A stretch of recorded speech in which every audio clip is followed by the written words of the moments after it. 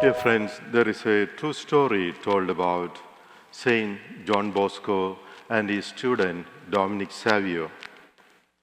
One day, John Bosco went to see some of the kids playing in the school grounds, and he stopped them in the middle of the game and said this: "If you had only an hour left to live, what would you do?"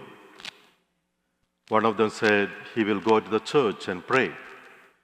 The other one said he will go to his friends and ask forgiveness if he has offended them in any way.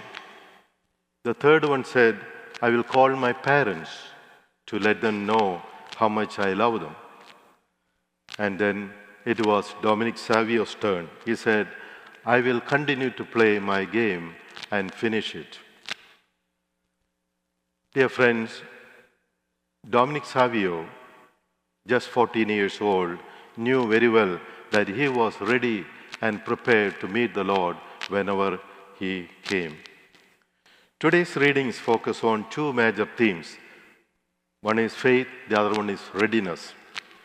Faith is about putting our trust into someone or something, even if we cannot see the results now. Faith allows us to keep going forward according to our convictions and values, even when the goal seems so far away and the prize may be out of this world. Our faith in God allows us to keep going, especially when the things are tough, because we need to trust in God's promises, just as Abraham did in the Old Testament. Today, from the letter to the Hebrews, we read, faith is the realization of what is hoped for. We know God's time is not like our own, and it can be very helpful and reassuring to know that although God fulfills every promises, it is God's own way. While discussing about faith, the First Vatican Council said this: faith enables us to believe what God has revealed is true because of the authority of God, who can neither deceive nor can be deceived. Now, Jesus' instructions on how to be ready for the coming judgment are found in today's gospel. We are not to be like the greedy rich man from last week's gospel, because Jesus called him fool, since he was planning to store up all his great harvest in new barns rather than share it with others. Instead, today, we are invited and encouraged to share our wealth with those who lack basic necessities. And so, our treasure will be great in heaven, where it will not be destroyed or stolen by thieves. The other major way to be ready for that judgment is to be watchful. In Luke's Gospel, as we just heard, Jesus tells a parable about watchfulness to illustrate this point. We must be like the servants waiting for the master to return after the wedding banquet, which even now takes a few days in the Middle East. We must be watchful so that even if the master comes at midnight, we will be there ready to receive him. And this is what is supposed to be the coming of the Son of Man might look like.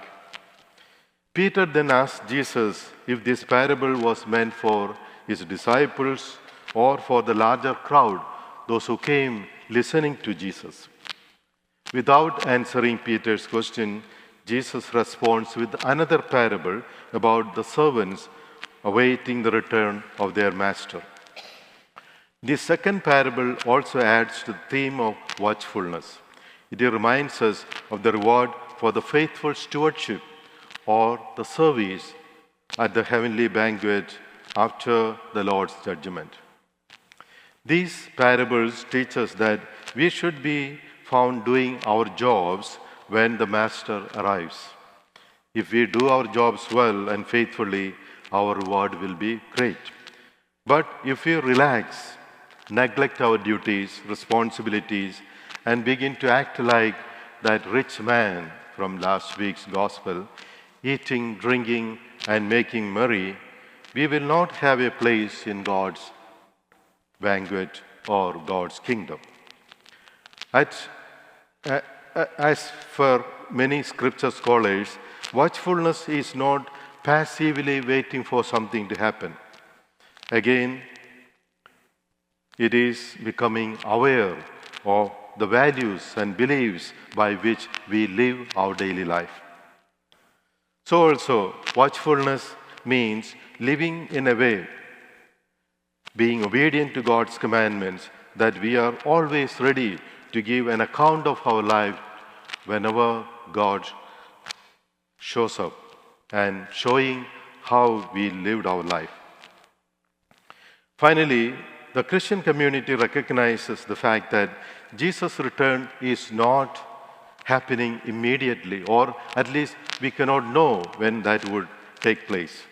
However, the parables give us an insight into two challenges that we as followers of Christ must face today. First, some people will say, I will do whatever I like. Secondly, I have plenty of time, which is not always the case. On the contrary, we are called to remember the truth that we are only caretakers and not masters or owners of what we have.